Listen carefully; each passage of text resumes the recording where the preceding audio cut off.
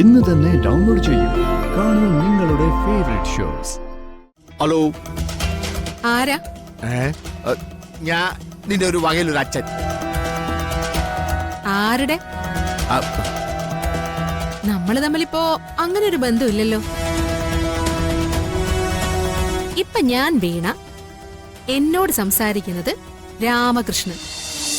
ചോദിച്ചു കേട്ടില്ലേ?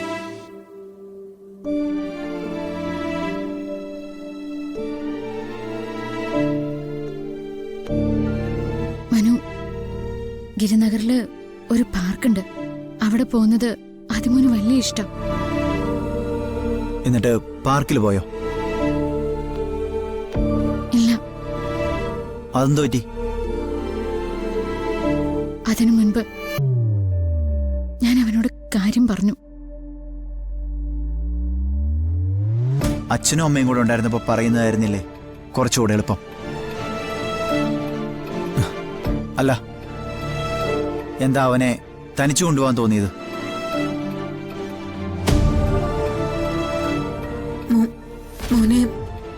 അമ്മ മിണ്ടാതിരിക്കെ.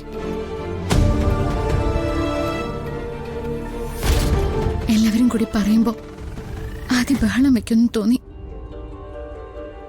നിത്യേച്ചിയുടെ ഒരു കുഴപ്പം ഇതാ, മറ്റുള്ളവരിൽ നിന്ന് എന്തോ ഒരു കുഴപ്പമുണ്ടെന്ന് സ്വയമായിട്ട് അങ്ങ് ധരിച്ചു വെച്ചിരിക്കുക. ജ്യോതി, നീ ഇവിടെ മിണ്ടാതെ നിന്നാ മതി.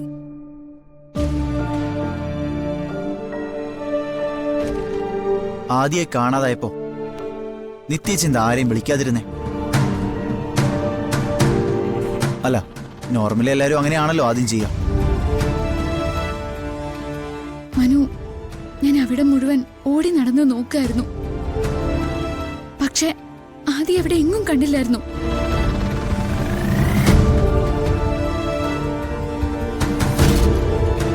എന്താ മനുവിന്റെ ചോദ്യങ്ങള് ഈ രീതിയിലൊക്കെ? എന്നെ നിനക്ക് സംശയം വല്ലതുണ്ടോ? ഒരു കാര്യം സംഭവിക്കുമ്പോ അന്വേഷണം ഈ രീതിയിലൊക്കെ ആയിരിക്കും.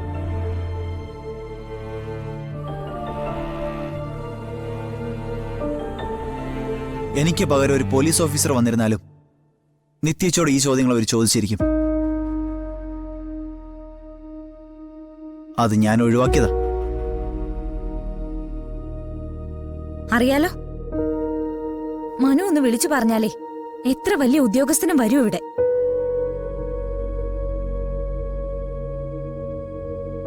അറിയാം. നിത്യേച്ചി, ഞാൻ ഈ പ്രശ്നം വളരെ കൂളായിട്ട് കൈകാര്യം ചെയ്യാനാണ് ശ്രമിക്കുന്നത്. പക്ഷേ എത്ര നേരം എനിക്കത് പറ്റുമെന്ന് അറിയില്ല. ആദ്യമോനെ കാണാതായതിൽ എനിക്ക് വിഷമമുണ്ട്. അവനെ കൂട്ടിക്കൊണ്ടുപോയി പതുക്കെ പതുക്കെ എന്റേതാക്കണമെന്ന് ഞാൻ ആഗ്രഹിച്ചതാ.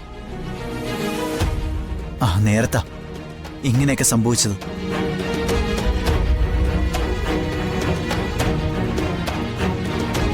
മോനെ, പോലീസുകാരെന്താ പറഞ്ഞത്?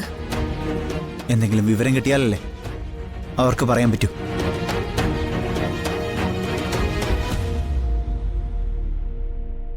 ജ്യോതി, വാ.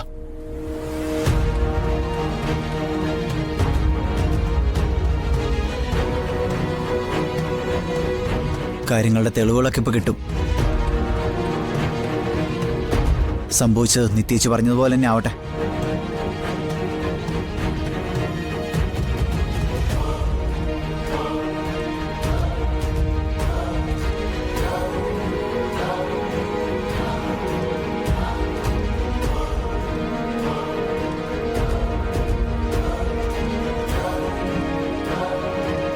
ശാന്തമാണെന്ന് തോന്നിയ കടല് വരെ ഇളകി തുടങ്ങി.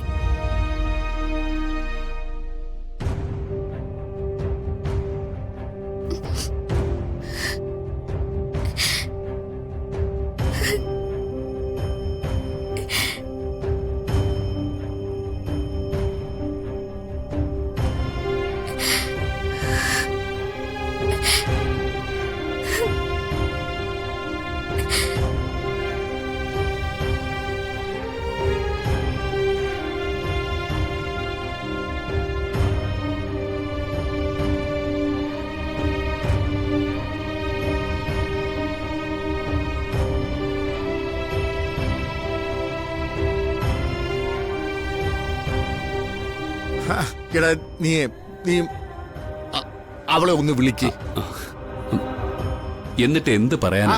പറയുന്നതൊക്കെ ഞാൻ പറഞ്ഞോളാം, നീ ഒന്നും പറയണ്ട. നീ വിളിക്ക്.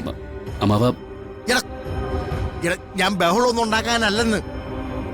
നീ ഒന്ന് വിളിച്ചേ.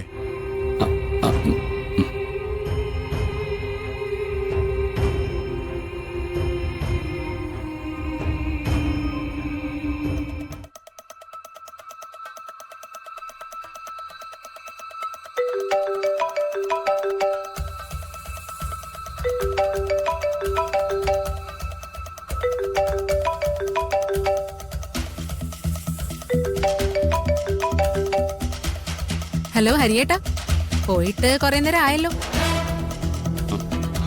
ഞാൻ നിന്റെ അച്ഛന് കൊടുക്കാം. ആ അമ്മാവനെ നിന്നോട് സംസാരിക്കണമെന്ന്. അയ്യോ, അതിനെനിക്ക് അച്ഛനില്ലല്ലോ.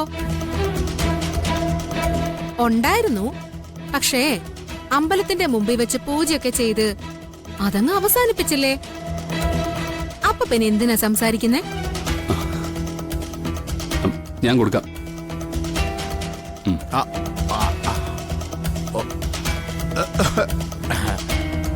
ഹലോ, ആരാ? ഞാൻ നിന്റെ ഒരു വകയിലൊരു അച്ഛൻ. ആരുടെ? നമ്മള് തമ്മിലിപ്പോ അങ്ങനെ ഒരു ബന്ധമില്ലല്ലോ. ഇപ്പൊ ഞാൻ വീണ, എന്നോട് സംസാരിക്കുന്നത് രാമകൃഷ്ണൻ. അത്രയല്ലേ ഉള്ളൂ. അത്രയും മതി. അതൊക്കെ പോട്ടെ, സത്യം പറ, ആ കുഞ്ഞെവിടെ ഉണ്ട്? ഏത് കുഞ്ഞ്? നിങ്ങളും ഞാനും തമ്മില് ഏത് കുഞ്ഞിന്റെ കാര്യം സംസാരിക്കേണ്ടത്? എന്റെ കുഞ്ഞിന്റെ കാര്യമാണെങ്കില് അതിന് നിങ്ങൾ അവളെ അവിടെ പിടിച്ചു വെച്ചിട്ടുണ്ടല്ലോ. അതിനല്ലേ എന്നെ അവിടെ നിറക്കി വിട്ടത്. എടി വേഷം കെട്ട് കാണിക്കാതെ. ഞാൻ ആദ്യയുടെ കാര്യം ചോദിച്ചേ. അതിനുള്ള ചോദ്യം ഉത്തരവൊക്കെ നിങ്ങളുടെ മരുമകനില്ലേ ഹരി, അയാളോട് പറഞ്ഞു കഴിഞ്ഞതാ. വേറെന്തെങ്കിലും പറയാനുണ്ടോ? അതെ, ഞാന് പിന്നെ നീ ചോദിച്ച പണം തരാം.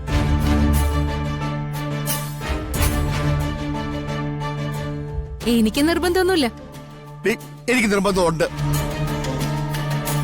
പക്ഷേ ഇന്ന് ബാങ്കിന്റെ സമയമൊക്കെ കഴിഞ്ഞു പോയില്ലേ, അതുകൊണ്ട് നാളെ പൈസ എടുത്ത് തരാൻ പറ്റൂ.